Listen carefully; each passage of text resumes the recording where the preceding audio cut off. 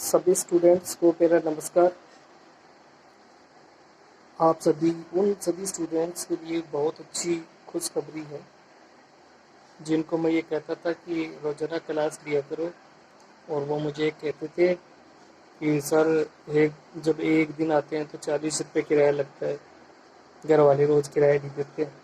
तो आपकी राजस्थान सरकार ने सुन ली है, और अब आपके लिए बहुत अच्छी खबर है कि 70/2023 और 24 से आपको अब सरकार किराया भी देगी आने और जाने का, तो जिसका नाम है ट्रांसपोर्ट वाउचर योजना।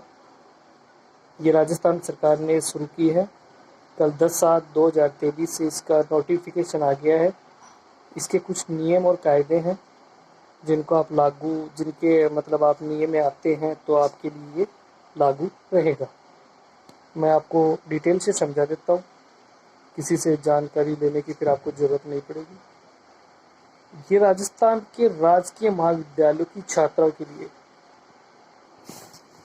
और राजस्थान की राजकीय महाविद्यालय मतलब सिर्फ सरकारी कॉलेजों में पढ़ने वाली छात्राओं के लिए जो नियमित है। नियमित का मतलब रेगुलर स्टूडेंट, और इसमें भी बहुत सारे कुछ नियम हैं।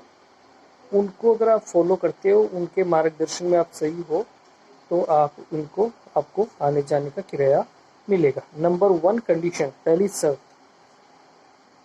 आप राजकीय महाविद्यालय मतलब सरकारी कॉलेज में रेगुलर स्टडी कर रहे हैं या रेगुलर आपका एडमिशन है, पहले पॉइंट।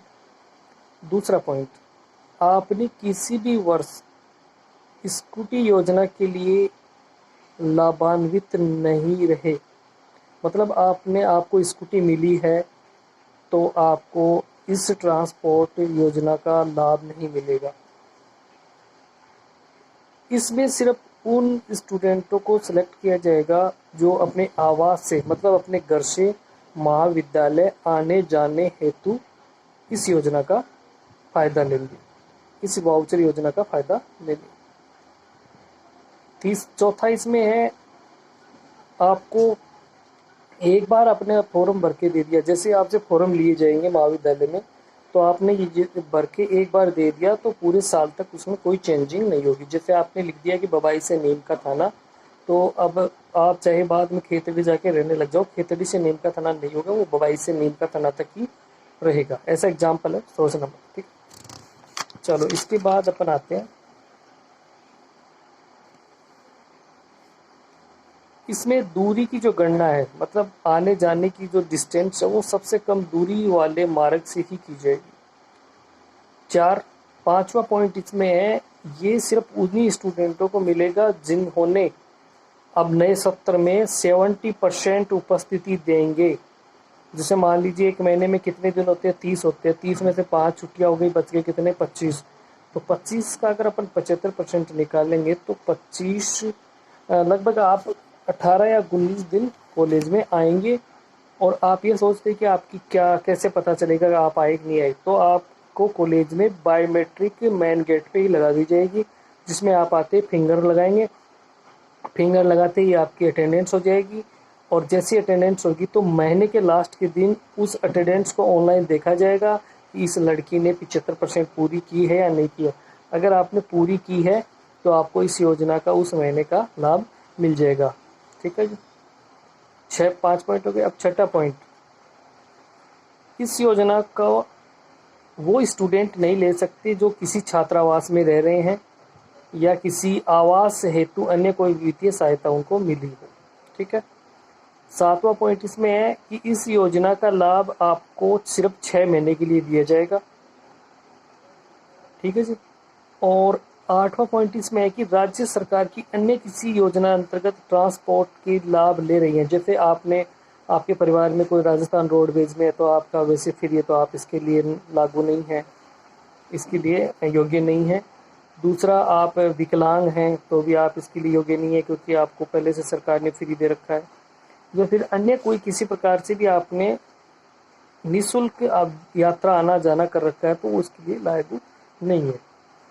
अब 9वां पॉइंट इसमें है कि कितनी राशि क्या है, तो ये योजना उन स्टूडेंट्स के लिए है जो 10 किलोमीटर से अधिक दूरी से महाविद्यालय आते और जाते हैं। ठीक है जी।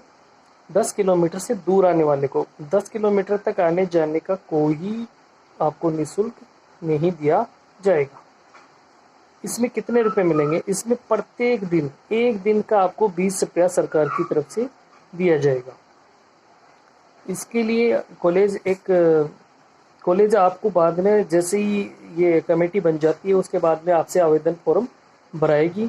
तो आवेदन फॉर्म भरने समय आपको ये जो चीज़ें हैं मैंने बताई है ये आपके लागू होनी चाहिए। उसके बाद आपके 1 महीने का पोर्टल पे मतलब जो मैंने बताया बायोमेट्रिक लगेगी, उस पर देखेगी कितने दिन आप आए, उसमें आपने 75% पूर्ण की। उसके बाद आपके अकाउंट में अब जैसे आप फॉर्म भरोगे तो फॉर्म के साथ आपकी बैंक अकाउंट लिया जाएगा, उसमें आपके हर महीने के पैसे अकाउंट में ट्रांसफ़र किए जाएंगे। अब आपको मैं बता देता हूँ इसमें आपको क्या क्या इम्पोर्टेंट डॉक्यूमेंट चाहिए। देखिए इसमें कैश पेमेंट बिल्कुल भी नहीं दिया जाएगा। इसमें कैश पेमेंट बिल्कुल भी नहीं दिया जाएगा और उपस्थिति जो आपकी मासिक आधार पर होगी 6 महीने के लिए है, तो हर महीने आपको पैसे दिए जाएंगे। अब इसके लिए इम्पोर्टेंट डॉक्यूमेंट्स मैं बता देता हूँ। आपके पास कॉलेज की एप्लीकेशन आईडी होनी चाहिए। हाँ जी, इसके लिए आपके पास आपकी एप्लीकेशन आईडी होनी चाहिए जो आप ऑनलाइन प्रवेश के समय जारी की जाती है, वो होनी चाहिए। एक नंबर 2 आपके पास खुद का मोबाइल खुद का नहीं मतलब घर का मोबाइल होना चाहिए। खुद का मोबाइल या घर का मोबाइल होना चाहिए, एक मोबाइल नंबर होना चाहिए। आपके पास ईमेल आईडी होनी चाहिए और जन आधार नंबर होना चाहिए। खुद का आधार कार्ड होना चाहिए और खुद का बैंक अकाउंट होना चाहिए। भाई ये चीज़ ज़रूर ध्यान देना, खुद का बैंक अकाउंट, क्योंकि उसी में ही स्टूडेंट का नाम होगा तो ही वो ट्रांसफ़र होगा। दूसरे का अकाउंट नंबर इसमें बिल्कुल भी नहीं चलेगा। ठीक है जी। और इसके साथ फॉर्म के साथ आपको क्या लगाना है, ये फॉर्म देखो जैसे ही ये कॉलेज में स्टार्ट करेंगे तो मैं आपको सूचना डालूंगा। उसके बाद आप कॉलेज में आना फॉर्म भरने के लिए, अभी मत आ जाना बिल्कुल भी। फिर आपका फॉर्म सबमिट होगा, फिर आपकी पोर्टल पे बायोमेट्रिक शुरू हो जाएगी। ठीक है जी। बाकी अधिक जानकारी के लिए आपको और बता दिया जाएगा। अगर नहीं समझ में आया तो आप जैसे आप फॉर्म भरने आओगे तब आपको बता दिया जाएगा। मैं इसका फॉर्म जैसे ही कॉलेज डिसाइड कर लेगी तो फिर आपको बता दिया जाएगा, फिर आप आके कॉलेज में फॉर्म सबमिट कर देना। ये सभी सिर्फ मैंने बता दिया पहले, गवर्नमेंट कॉलेज, सिर्फ सरकारी कॉलेज में सिर्फ लड़कियां। ठीक है। बाकी जय हिंद, जय भारत।